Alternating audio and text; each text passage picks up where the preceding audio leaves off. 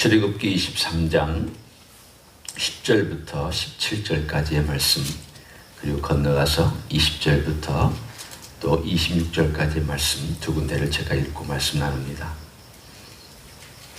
출애굽기 23장 10절입니다. 너는 6해 동안은 너의 땅에 파종하여 그 수선을 거두고 7째 해에는 갈지 말고 묵혀두어서 내 백성의 가난한 자들이 먹게 하라. 그 남은 것은 들짐승이 먹으리라. 네 포도원과 감람원도 그리할지니라. 너는 6해 동안에 네 일을 하고 7째 날에는 쉬라. 네 소와 나귀가 쉴 것이며 네 여종의 자식과 나그네가 숨을 돌리리라. 내가 네게 이른 모든 일을 삼가 지키고 다른 신들의 이름을 부르지도 말며 내 입에서 들리게도 하지 말지니라. 너는 매년 3번 내게 절기를 지킬지니라. 너는 무교병의 절기를 지키라. 내가 네게 명령한 대로 아비벌에 정한 때에 1해 동안 무교병을 먹을지니 이는 그달에 네가 애굽에서 나왔음이라. 빈손으로 내 앞에 나오지 말지니라. 맥주절을 지키라. 이는 네가 수고하여 밭에 뿌린 것이 첫 열매를 거둠이니라. 수장절을 지키라. 이는 네가 수고하여 이룬 것을 연말에 밭에서부터 거두어 저정함이니라. 내 모든 남자는 매년 3번씩 주 여호와께 보일지니라. 20절로 넘어갑니다. 내가 사자를 내 앞서 보내어 길에서 너를 보호하여 너를 내가 예비한 곳에 이르게 하리니 너희는 삼가 그의 목소리를 청종하고 그를 노엽게 하지 말라. 그가 너희의 허물을 용서하지 아니할 것은 내 이름이 그에게 있음이니라. 네가 그의 목소리를 잘 청종하고 내 모든 말대로 행하면 내가 네 원수에게 원수가 되고 내 대적에게 대적이 될지라. 내 사자가 내 앞서 가서 너를 아모리 사람과 헷 사람과 브리스 사람과 가나안 사람과 히위 사람과 여부수 사람에게로 인도하고 나는 그들을 끊으리니 너는 그들의 신을 경배하지 말며 섬기지 말며 그들의 행위를 본받지 말고 그것들을 다 깨트리며 그들의 주상을 부수고 내 하나님 여호와를 섬기라. 그리하면 여호와가 너희 양식과 물에 복을 내리고 너희 중에서 병을 치하리니 내 나라에 낙태하는 자가 없고 임신하지 못하는 자가 없을 것이라. 내가 너의 날수를 채우리라. 아멘. 오늘 23장은 크게 두 파트로 되어 있습니다. 한 파트는 1절부터 19절까지의 파트고 두 번째 파트는 20절부터 33절까지의 파트입니다. 이 두 파트는 가나안 땅에 들어가거든 너희가 어떻게 행해야 되느냐라고 하는 것을 일종의 율법의 형태 또는 모세가 하나님의 말씀을 대언하는 설교의 형태로 오늘 이렇게 우리들에게 전해주고 있습니다. 그 당시 이스라엘 사람들에게 이 전해준 이 메시지가 어떤 의미가 있었을까? 오늘 저는 먼저 뒷부분을 보고 그리고 나서 또 앞부분을 그 다음에 살펴보도록 하겠습니다. 20절부터 33절에 보면 하나님께서 가나안 땅에 같이 가시겠다. 오히려 심지어는 내가 먼저 앞서 가시겠다라고 그렇게 말씀하셨습니다. 그런데 여기에 보면 20절부터 내가 사자를, 여기서 사자라고 하는 것은 보냄받은 어떤 존재를 의미합니다. 그리고 23절에도 내 사자가 내 앞서, 너보다 앞서 갈 것이다. 그러면 하나님의 사자가 먼저 앞서 갔다고 한다면 이미 일을 다 처리하고 너희는 그냥 무혈 입성하는 것처럼 아무 손도 안 대고 그렇게 들어가는 것이냐? 여기서 그것을 얘기하는 것은 아닙니다. 아예 그들이 움직이지도 않고 그들은 가만히 있는데도 하나님이 다 알아서 처리하고 그들은 그냥 피도 안 흘리고 전쟁도 없고 아무런 싸움도 없고 아무런 노력도 하지 않고 그냥 쑥 들어가서 다 차지한 것, 하나님 그것을 말씀하시는 것이 아닙니다.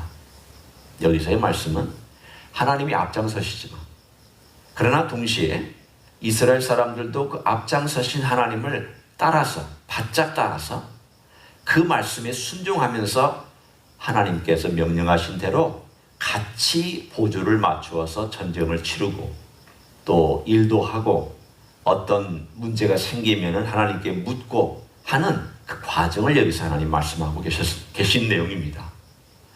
특이하게 여기서 내 사자라고 표현한 이 존재가 누굴까? 여기 분명히 나와 있지 않습니다. 천사일 수도 있고요. 강한 천사일 수도 있고, 또는 오늘 여기에 보면 이 존재가 좀 특이한 존재인 것은 우리가 눈치를 챌 수 있습니다. 어떤 존재인가 하면 21절에 보면 너희는 삼가 그의 목소리를 청종하고, 첫째, 순종해라. 둘째, 그를 노엽게 하지 말라. 그에게 반항하거나 배역하지 말라. 셋째, 그가 너희 허물을 용서하지 아니할 것은. 지금 천사에게 말하는 내용치고는 조금 분량이나 어떤 정도가 좀 오버됐다라고 하는 생각을 할 수가 있습니다. 우리는 명확하게 얘기는 못하지만, 그러나 여기 나와 있는 내용을 보면 이 존재가 혹시 성삼위 하나님 중에 성자이신 하나님에 대한 그 메시지가 아닐까. 명확하지는 않습니다. 저도 이것이 100% 옳다라고 얘기하지는 않습니다. 다만 그럴 가능성이 높습니다. 하나님께서 이스라엘 군대를 이끌고 들어가실 때 보이지 아니하지만, 그러나 여호수아는 분명히 하나님께서 우리와 함께 하신다는 것을 느낄 수 있는 어떤 징조라든가 사인이라든가 혹은 모습이라든가 이런 것들을 알 수 있는 어떤 존재가 이끌고 갑니다. 이것은 이스라엘 백성들에게 나중에 이루어지는 일입니다. 왜냐하면 그들이 실패했기 때문에 40년 동안 광야에서 방황하는 동안에는 하나님의 불기둥과 구름기둥으로 함께 하신 것으로 끝났습니다. 그러면 불기둥과 구름기둥으로 함께 하셨던 것이 끝난 다음, 나중에 40년이 지난 다음 요단강을 건널 때는 불기둥과 구름기둥 사라졌습니다. 그러면 하나님께서 불기둥과 구름기둥은 나중에 없이 한 다음에 어떻게 그 일을 행하셨느냐 하면, 오늘 본문에 있는 것처럼 하나님의 사자가 그들을 이끌고 들어갔습니다. 하나님의 사자가 누군지는 모르지만 여호와의 임재를 상징하는 어떤 존재입니다. 그 존재가 그들을 이끌고 들어간다. 결국은 하나님이 직접 이 일을 행하신 것과 똑같습니다. 이분이 성자이시든 혹은 이분이 어떤 강력한 천사이든, 우리가 여기서 볼 수 있는 것은 하나님께서 그 모든 은혜 가운데 내가 친히 앞서가니까 너는 나를 바짝 쫓아오라. 내가 이 모든 것을 먼저 행할 테니까 너는 내 말을 듣고 행하여라. 너희가 행하는 모든 면에 있어서는 내가 가는 그 길을 너희들은 따라와라. 문제는 어디에 있을까요? 결국 그들은 하나님의 음성에 민감했어야 됐습니다. 하나님이 행하는 모든 일에 대하여 따라가야 됐습니다. 앞에 100만 대군이 있더라도 하나님이 가시면 가야 됐습니다. 앞에 100m, 200m, 300m의 절벽이 가로막고 있거나 성벽이 가로막고 있더라도 하나님이 가자라고 하면 갔어야 됐습니다. 곧 그것을 여기서 어부들에게 말씀하고 있습니다. 너희는 내 말을 듣고 청종해라. 그러면 오늘 본문에 있는 것처럼 내가 그들에게 대적자가 되어주며, 내가 그들에게, 너희 원수들에게 내가 원수가 되어주겠다. 그리고 너희들의 모든 일들에 대하여 내가 복을 주겠다. 하나님께서 행하시는 것은 우리에게 복을 주시고자 원하시는 이 귀한 메시지를 율법에 담고 있습니다. 물론 율법은 순종하는 자에게는 복이 오고 불순종하는 자에게는 저주가 오는 기본적인 틀을 갖고 있습니다. 그러나 이런 율법의 기본적인 틀에도 항상 하나님의 은혜가 그 위에 덮고 있습니다. 그 은혜라는 게 어떤 걸까요? 내가 먼저 한다. 내가 먼저 행한다. 내가 너희들에게 먼저 은혜를 베푼다. 이 은혜가 항상 이 율법 위에 있었습니다. 그러니까 사람들이 하나님의 은혜가 이 율법 위에 있다는 사실을 알을 때에는 그게 정말 내가 잘나거나 똑똑해서 혹은 하나님을 마음을 만족시켜서 하나님이 나를 부른 게 아니구나라는 깨달았던 고백을 했습니다. 다윗이 죄를 범죄한 다음, 죄를 지은 다음 용서받고 나서야 그가 하나님께 고백한 내용이 바로 그런 고백들입니다. 나는 엄마 뱃속에 있을 때부터 죄인이었구나. 그런데 하나님이 그런 나를 불러내셨구나. 용서해 주셨구나. 그걸 언제 깨달았을까요? 다윗이 젊었을 때 깨달은 것이 아니라 그가 범죄한 다음 하나님의 은혜가 이건 나하고 상관없이 내가 잘나서가 아니라 나는 하나님께 용서받을 자격이 없음에도 불구하고 용서해 주셨구나. 그 은혜를 범죄한 다음에야 그 깊이와 넓이와 높이를 깨달았던 것입니다. 그가 하나님의 은혜를 그전에 못 깨달았다는 게 아닙니다. 깨달았지만 그 속속들이 있었던 그 퀄리티, 하나님의 은혜의 그 깊은 내면을 그는 범죄하고 나서 용서받고 나서야 버림받을 수도 있고 왕위에서 쫓겨날 수도 있고 하나님에 의해서 죽임당할 수도 있는 존재가 용서받았다는 것을 깨달았습니다. 하나님의 은혜는 항상 율법 위에 있습니다. 하나님의 은혜는 항상 인간의 행위보다 앞서 있습니다. 하나님의 은혜는 인간의 조건보다 항상 앞서 있습니다. 그러나 어떤 때는 하나님께서 이렇게 말씀하십니다. 내가 네 죄를 용서하니 내게 와서 부르짖으면 내가 이미 용서한 용서를 너에게 적용시켜 주겠다. 십자가입니다. 이건 우리의 행위하고 상관없이, 우리의 순종하고 상관없이 주님을 바라보기만 하면, 의지하기만 하면 적용되는 내용입니다. 그러나 어떤 것들은 하나님의 순종함으로 하나님을 따라가도록 했습니다. 예를 들면 우리의 매일매일 삶 가운데서 우리가 어떻게 하나님과 함께 동행하며 어떻게 하나님을 의지하며 살아가느냐, 이건 또한 그냥 가만히 있으면 되는 것이 아니라 바짝 따라서 목자이신 예수 그리스도를 바짝 따라서 따라가는 양들처럼 순종하며 걸어가는 그 삶을 하나님을 통하여서 또한 축복을 해주십니다. 그러니까 하나님의 은혜는 항상 있는데 어떤 때는 순종이라는 걸 통해서 복을 주시기도 하고 어떨 때는 그냥 바라보기만 해도 하나님께서 용서하시는 이런 복을 주시는 그런 놀라운 일들을 하나님이 주시는 은혜의 패턴입니다. 그 은혜가 오늘 본문에도 23장의 앞부분에 보면 나를 중심으로 살아라. 내가 너희를 축복하기를 기꺼이 준비하고 있다. 내가 너희들이 내 음성을 듣고 7일째를 지키고 7년째를 잘 지키고 3번의 절기를 잘 지키면 내가 너희들을 복 주려고 내가 준비하고 있다. 그것을 하나님은 백성들에게 법으로 말씀해 주셨습니다. 그럼 이 법을 준 하나님의 은혜는 뭘까요? 이 법을 지키는 것을 보면서 그들이 나를 사랑하느냐, 사랑하지 않느냐를 테스트하는 것들을 하나님께서 군데군데에 심어 놓으셨습니다. 우리 인생이 죄인이잖아요. 우리 인생이 게을러지기 쉽잖아요. 우리 인생이 잊기 쉽잖아요. 하나님께서는 잊기 쉽고 게을러지기 쉽고 죄인인 우리가 그 순간순간마다 다시 돌아오고 다시 하나님을 생각하고 다시 집중할 수 있는 그 장치들을 잘 마련해 놓으셨습니다. 안식일 나를 생각하면서 쉬어라. 그리고 밭에 있는 것 절대 줍지 마라. 가난한 자들이 먹게 해라. 그리고 가난한 자들이 다 죽고 나서 남은 거는 짐승들도 먹게 해라. 하나님 얼마나 멋진 하나님이에요.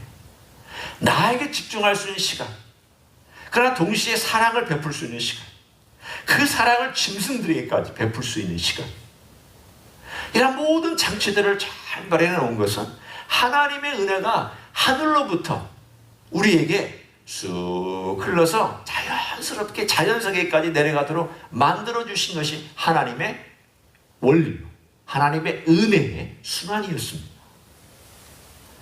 이 멋진 것들을 인간이 깨트리잖아요. 코로나 바이러스, 이것도 인간들이 깨트려서 이런 어려운 일들이 생겼고 그 결과로 우리가 대가를 지불하고 있습니다. 그게 한 나라에서 행한 일이지만 또는 그것이 또 한 나라가 책임이 있다고 말들 하지만 그러나 결국 인간들이 무언가 그 순조롭게 되어지는 하나님의 은혜의 모든 고리들을 무언가 잘라냈고 무언가 잘못했기 때문에 이런 결과들이 생겨났습니다. 오늘 우리는 다시 한번 이런 하나님의 은혜에 대해 집중하기 원합니다. 일단 우리가 기도해야죠. 하나님께서 이 어려운 코로나 바이러스가 지나가도록 지켜달라고, 그리고 이 문제를 해결할 수 있게 해달라고. 뿐만 아니라 이 어려운 상황 가운데서 인류가 겸손하기를 원한다고. 하나님의 그 순환과 귀한 은혜의 원리 앞에 먼저 믿지 않는 자들이라 할지라도 두려워하며 나올 수 있는 기회를 달라고. 그리고 우리 믿는 자들은 이 기도할 때에 특별히 온 세계 열방들과 나라들과 민족들과 고통당하는 그러한 가족들을 위해서 기도할 기회를 달라고. 얼마나 멋진 기회예요. 그동안 세계를 위해서 기도하지 못한 내가 세계를 위해서 기도할 수 있는 좋은 기회고요. 내가 열방들을 위해서 기도하지 못해봤는데 고통당하고 있는 나라들을 위해서 기도할 수 있는 좋은 기회를 하나님이 주셨다는 것에 감사하면서 하나님께서 은혜를 주셔서 하나님의 사람들을 보호해 주시고 특별히 교회들을 보호해 주셔서 하나님의 임재로 덮어주시고 먼저 앞서가셔서 우리 모든 흩어져서 예배드리는 자들과 흩어져서 활동하는 자들 먼저 앞서가셔서 행동해 주십시오. 그리고 우리는 주님의 뒤를 바짝 따라가서 주님이 말씀하시는 대로 걸어가는 동행하는 삶을 살게 해주십시오. 우리의 기도 제목이 오늘 23장에 나와 있는 문제들입니다. 하나님 분명히 약속했습니다. 나를 따르고 내 음성을 들으며 내가 행하는 모든 것들을 바짝 쫓아오며 내가 너희들이 나를 길게 해주겠다. 병을 치료해주겠다. 오늘 하나님 약속하신 내용입니다. 그러면 내가 너에게 복을 주며 너의 모든 길을 함께 하겠다. 오늘 하루 우리 하나님이 함께 하셔서 우리와 같이 계실 뿐만 아니라 먼저 앞서가시는 이 놀라운 약속이 과거에도 있었지만 오늘에도 분명히 있을 줄로 믿습니다. 이런 놀라운 주님의 약속을 신뢰하며 기도의 세계가 넓어지고 여러분의 영적인 세계가 더 깊어지고 여러분이 주님을 만나는 그 긴밀함이 더 강해지는 귀한 하루 되시기를 우리 주 예수 그리스도 이름으로 간절히 축원합니다. 기도하시겠습니다. 하나님 감사합니다. 이스라엘 백성이 가나안 땅에 들어가서 하나님 중심의 삶을 살아가라고 하나님 말씀해 주셨습니다. 그것은 율법을 지키는 것 자체가 중요한 것이 아니라 그 율법 위에 역사하시는 하나님을 아는 것이 중요했기 때문입니다. 하나님의 은혜가 얼마나 큰지를 그들이 깨닫기를 원하셨기 때문입니다. 하나님은 여러 장치를 마련해 주셨습니다. 안식일을 마련해 놓으시고 안식년을 마련해 놓으시고 절기를 마련해 놓으시고 또한 하나님께 순종할 수 있는 여러 가지 테스트를 마련해 놓으셨습니다. 그것은 인간이 약하기 때문이었고 잊기 쉽기 때문이었습니다. 감사합니다. 하나님 우리에게도 그러한 놀라운 장치들을 해주신 것을 감사합니다. 하오나 우리가 주일날 모이는 것도 쉽지 않고 새벽에 모이는 것도 쉽지 않고 수요일날 모이는 것도 쉽지 않은 이 어려운 상황 속에서 게을러지기 쉽사오니 저희를 도와주시기를 원합니다. 불쌍히 여겨주시기를 원합니다. 영적으로 깨우쳐 주시고 깨게 하여 주시기를 원합니다. 주님 바라보게 하여 주시기를 원합니다. 주님 기도할 수 있기를 원합니다. 전 세계를 놓고 기도하고 어려운 나라와 가정과 민족과 사회를 위해서 기도하고 또한 대한민국과 미국을 위해서 기도할 수 있는 좋은 교회를 가질 수 있도록 축복하여 주시옵소서. 주님이 동행하여 주셔서 어려운 시기에 잘 보내고 우리 주님께서 우리에게 주실 귀한 미래, 복된 미래, 주님 다시 오실 그날을 바라보며 걸어가는 귀한 하루가 되게 축복하여 주시옵소서.